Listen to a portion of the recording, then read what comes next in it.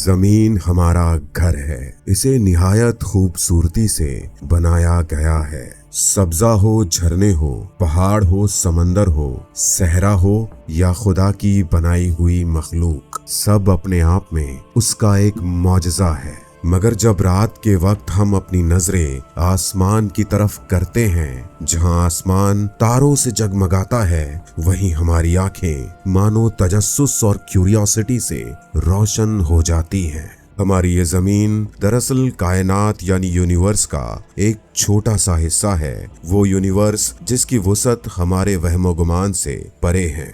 हमारा solar system, जिसमें सूरज और हमें मिलाकर दिगर 7 प्लैनेट्स मौजूद है, ये एक कहकशा यानी गैलेक्सी का एक हिस्सा है जिसका नाम मिल्की वे गैलेक्सी है। इस गैलेक्सी में 3000 से ज्यादा वसीओ अरीज सोलर सिस्टम्स को खोजा जा चुका है। हम मिल्की वे गैलेक्सी के एक सोलर सिस्टम में यहाँ रहते हैं और जितने सितारे हम जमीन से अपनी आंखों से देख पाते हैं, वो दरअसल मिल्की वे गैलेक्सी के एक छोटे से पैच में मौजूद तारे हैं। और हकीकत तो ये है कि मिल्की वे जैसी अरबों गैलेक्सीज पूरी यूनिवर्स में मौजूद है। आज के इस वीडियो में हम हमारे सोलर सिस्टम के आखिरी सिरे तक का सफर करने वाले हैं। हमारे शम्स निजाम के इस हैरत अंगेज सफर पर चलते हैं।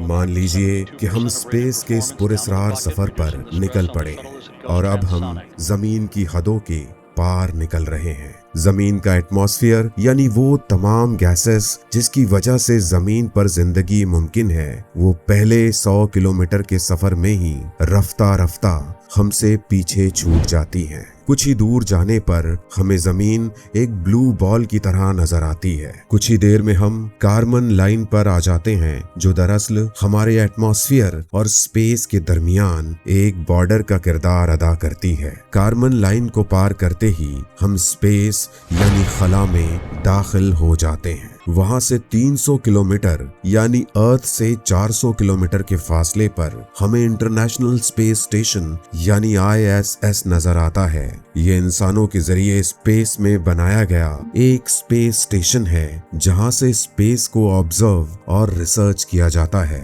ISS में इंसान के जिंदा रहने के लिए जरूरी तमाम फैसिलिटीज मौजूद है, इसलिए यहाँ हमेशा एस्ट्रोनॉट्स की एक टीम काम कर रही होती है। ISS जमीन के गिर्द 27,500 फी घंटा की रफ्तार से चक्कर काटता है, जहां जमीन के गिर्द इसका एक चक्कर 90 मिनट में पूरा होता है। वहीं एक दिन में ये अर्थ के तकरीबन 16 चक्कर मुकम्मल कर लेता है। ISS के बाद हमें इंसानों के जरिए भेजे गए वो तमाम सैटेलाइट्स नजर आते हैं, जो अपनी अपनी जिम्मेदारियां निभाते हुए जमीन के चक्कर काट रहे हैं। यहाँ से हमारा अगला पड़ाव है चांद, जहाँ तक पहुँचने के लिए हमने 4 लाख किलोमीटर का सफर तय किया है। यहाँ पर हमसे पहले भी 12 एस्ट्रोनॉट्स कदम रख चुके हैं। सबसे पहले यहाँ नील आर्मस्ट्रांग ने कदम रखा था। आए हुए तमाम एस्ट्रोनॉट्स के कदमों के निशान आज भी चांद की जमीन पर नक्श है और हमेशा रहेंगे, क्योंकि चांद पर कोई आबो हवा ही मौजूद नहीं है। यहाँ की जमीन पथरीली और चारों तरफ राख फैली हुई है। ग्रेविटेशन के ना होने की वजह से यहाँ चलना निहायत मुश्किल है और ऑक्सीजन की गैर मौजूदगी में जिंदा रहने के लिए ऑक्सीजन सिलेंडर का साथ होना भी बहुत ज्यादा जरूरी है। चांद से हमारा नीला घर यानी हमारी जमीन कुछ इस तरह से नजर आती है।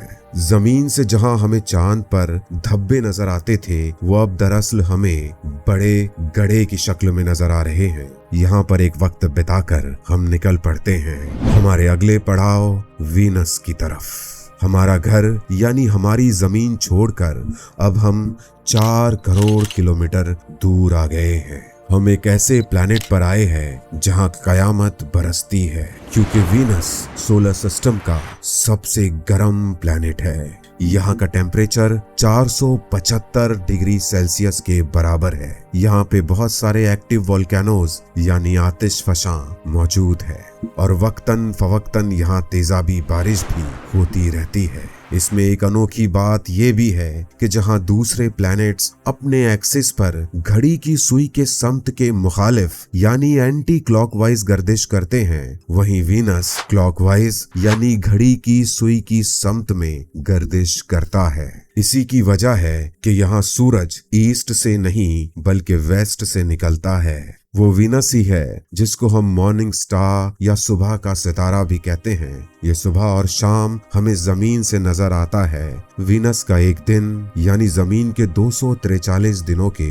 बराबर होता है, जिसकी वजह इसका सूरज से बहुत करीब होना है। वीनस का एक साल जमीन के 225 दिनों के बराबर होता है। याद रहे कि किसी प्लैनेट का अपने ही एक्सिस पर घूमने के लिए लिया गया वक्त उसका एक दिन और सूरज के गिर्द चक्कर लगाने के लिए लिया गया वक्त उसका एक साल कहलाता है।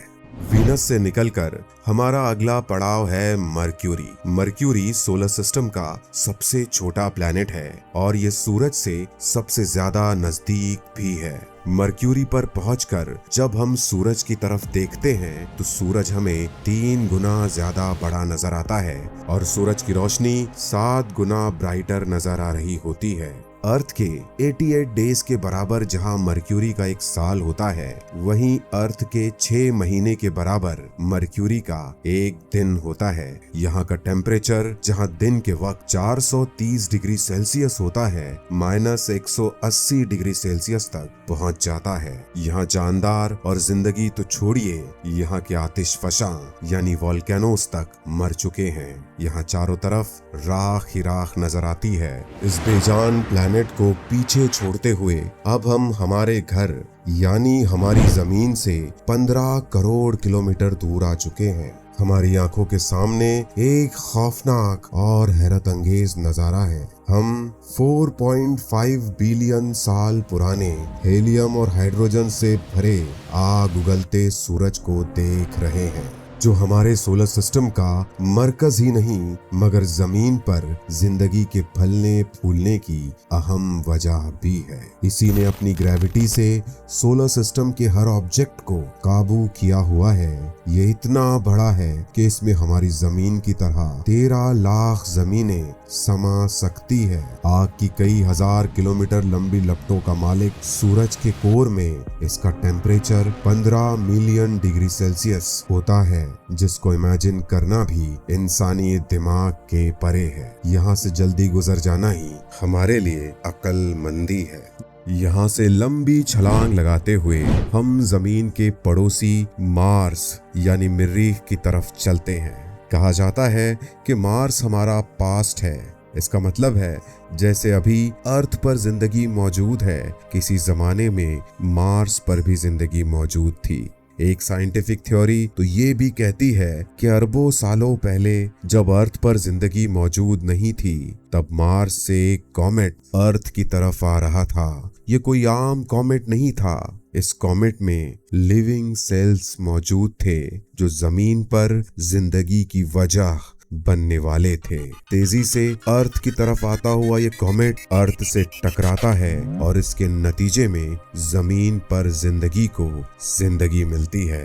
मार्स की मिट्टी को अगर गौर से देखा जाए तो ये लाल नजर आती है, क्योंकि इसमें लोहे की मिकदार बहुत ज्यादा है। मार्स एक लौता ऐसा प्लैनेट है जिस पर हमारे रोवर्स भी पहुंच चुके हैं और काम कर रहे हैं। वो मार्स की बहुत सारी तस्वीरें जमीन पर भेजते हैं जिन पर रिसर्च किया जाता है। हमारे साइंसदान आज भी मार्स पर जिंदगी की छोटी से छोटी शक्ल की तलाश में जुटे हुए हैं। मार्स का टेम्परेचर -50 डिग्री सेल्सियस से -60 डिग्री सेल्सियस होता है। यहाँ पर ऑक्सीजन ना होने के बराबर है। मार्स जमीन से 5.5 करोड़ किलोमीटर दूर है। मार्स का एक दिन 24 घंटे और 39 मिनट के बराबर होता है और मार्स का एक साल जमीन के ऑलमोस्ट 687 दिनों के बराबर होता है। मार्स के पास अपने 2 चांद है जिसका नाम फोबोस और डेमोस है। मार्स से देखने पर हमारी जमीन एक छोटे से तारे की तरह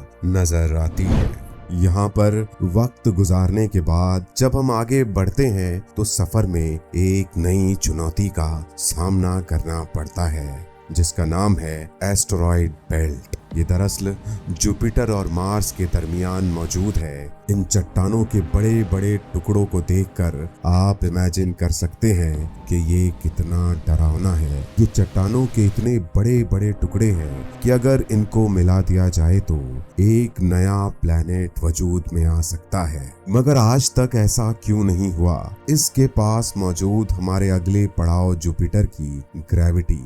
हमारा अगला पड़ाव जुपिटर है। जुपिटर सोलर सिस्टम का सबसे बड़ा प्लैनेट है। सोलर सिस्टम के अगर दिगर तमाम 7 प्लैनेट्स को मिला भी दिया जाए तब भी जुपिटर की साइज उसके दुगना से भी ज्यादा होगी। मगर अफसोस हम यहाँ पर लैंड नहीं कर सकते क्योंकि जुपिटर की कोई सतह या सरफेस ही नहीं है जिस पर कोई इंसान या रोवर लैंड कर सके। ये दरअसल हेलियम और हाइड्रोजन से बना एक बड़ा सा गैस का गोला है। गौर से देखिए, इस पर मौजूद ये लाल निशान दरअसल एक वसी तूफान है जिसकी साइज अर्थ की साइज से 3 गुना ज्यादा बड़ी है और ये तूफान सालों से लगातार जारी है। जुपिटर के आसमान पर 80 चांद मौजूद है। इसमें से एक चांद यूरोपा है जिसके बारे में कहा जाता है कि बर्फ की मोटी चादर से ढके इस चांद ने शायद अपने दामन में जिंदगी के कुछ आसार छुपा रखे हैं। जुपिटर का एक दिन 10 घंटों का होता है और एक साल जमीनी 12 सालों के बराबर होता है। जुपिटर के बाद हमारा सामना सैटर्न से होगा जो जुपिटर के बाद सोलर सिस्टम का दूसरा सबसे बड़ा प्लैनेट है और इसके अतराफ खूबसूरत रिंगलेट्स इसको मजीद खूबसूरत और दिलकश बनाती है। यहाँ का एक दिन 11 घंटों का होता है और एक साल जमीनी 29 ईयर्स के बराबर होते हैं। सैटर्न के अपने 53 चांद है जिनमें से सबसे खास है टाइटन। जहाँ सैटर्न पर जिंदगी के कोई इम्कानात नजर नहीं आते, वहीं टाइटन से बहुत सारी उम्मीदें की जा सकती है। टाइटन का अपना एटमॉस्फेयर है जिसमें बिल्कुल अर्थ की तरह नाइट्रोजन का तनासुब ज्यादा है। यहाँ बादल है, बारिश है, दरिया है, झीलें हैं, गहरे समंदर है, मगर इनमें पानी नहीं, लिक्विड हाइड्रोकार्बन्स जैसे मीथेन और इथेन बहते हैं। कहा जाता है कि करोड़ों सालों बाद जब जमीन खत्म हो चुकी होगी और टाइटन सूरज के हैबिटेबल जोन में आ जाएगा तो टाइटन पर भी जिंदगी फलने फूलने लगेगी। टाइटन से गुजरकर अब हम यूरेनस की तरफ पहुंचते हैं। हैरत अंगेज यूरेनस जमीन से 4 गुना बड़ा है। मान लीजिए अगर जमीन एक एप्पल है तो यूरेनस एक बास्केटबॉल के बराबर है। यूरेनस का एक दिन 17 घंटों का होता है, वहीं यहाँ का एक साल जमीनी 84 ईयर्स के बराबर होता है। इसके एटमॉस्फेयर में हाइड्रोजन और हीलियम के साथ मीथेन होता है। इसके अपने 27 चांद हैं। वीनस की तरह ही ये भी क्लॉकवाइज रोटेट करता है। इस हैरत अंगेज जगह से निकलकर अब हम अपने सफर के आखिरी हिस्से के करीब आ चुके हैं। हमारा अगला प्लेनेट है नेपच्यून। तारीख, ठंडा और सुपरसोनिक हवाओं की जद में आने वाला नेपच्यून हमारे शमसी निजाम का 8वां और सबसे दूर तरीन सैयारा है। ये हमारे सोलर सिस्टम का एक लौता प्लेनेट है जो हमें सादा आंखों से नजर नहीं आता। वॉयेजर 2 इंसानों का भेजा गया वो वाहिद स्पेस क्राफ्ट है जो 1989 में नेपच्यून के पास से गुजरा था, जिसे फ्लाई बाय मिशन भी कहा जाता है। वैसे अब ये स्पेस क्राफ्ट हमारे सोलर सिस्टम से बाहर जा चुका है। इस स्पेस क्राफ्ट की तलाश में किसी और दिन किसी और सफर पर जाएंगे।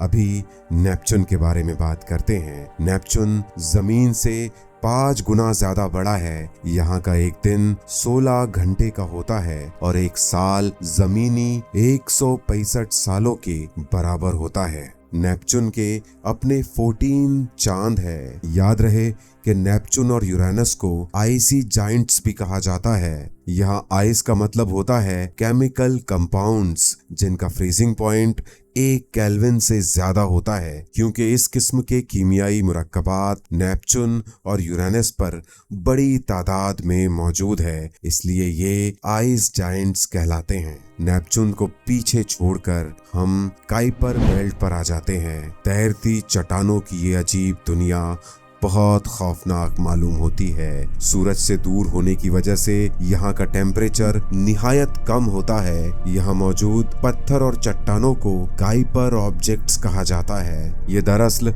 आइसी कॉमेट्स होते हैं। इनमें से कुछ कॉमेट्स तो जसामत में 100 किलोमीटर से भी ज्यादा बड़े मालूम होते हैं। काइपर बेल्ट एस्टेरॉयड बेल्ट से कई गुना ज्यादा बड़ा है। ये बेल्ट डोनट शेप जैसा नजर आता है। इसने पूरे सोलर सिस्टम को घेर रखा है। इसी बेल्ट में मौजूद है प्लूटो, जिसे कभी प्लैनेट माना जाता था, मगर ये अब बस ड्वार्फ प्लैनेट यानी बोने सैयारे की हैसियत रखता है। काइपर बेल्ट में ऐसे कई बोने सैयारे और चांद मौजूद है। अब हम सोलर सिस्टम के आखिरी छोर यानी आखिरी सिरे तक पहुंच चुके हैं। यहाँ से जमीन का नामो निशान नजर नहीं आता। चारों तरफ चट्टाने और अंधेरा ही अंधेरा है, मगर असलियत में यहाँ तक हमारी सोच ही नहीं, हमारा बनाया हुआ वॉयेजर 2 भी पहुंच चुका है। हमारा आज का ये सफर यहाँ जरूर खत्म हो गया है, मगर इंसानी सोच और कोशिशों का ये सफर स्पेस के राजों को जानने के लिए अभी जारी है और जारी रहेगा।